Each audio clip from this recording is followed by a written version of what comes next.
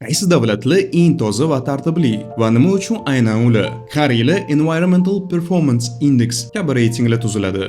Unda davlatlar havo sifati, chiqindi boshqaruvi, suv tozaligi va ekologiya bo'yicha baholanadi. Ko'p yillardan beri yuqori o'rinlarda turadigan davlatlar Shveysariya, Daniya, Finlandiya, Singapur, Yangi Zelandiya, Yaponiya. Bu davlatlarda umumiy bitta narsa bor: qattiq qonunlar va kuchli nazorat. Masalan, Singapurda ko'chaga axlat tashlash juda katta jarima.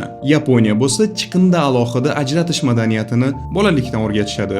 Shveysariyada bo'lsa har bir chiqindi turi uchun aniq tizim bor. O'zbekiston bu ro'yxatda qayerda?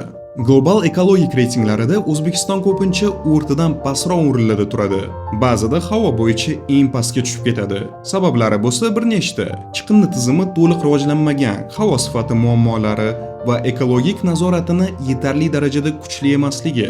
Lekin muammo faqat davlatda emas, ko'p joyda mas'uliyat individual darajasida ham boshlanadi.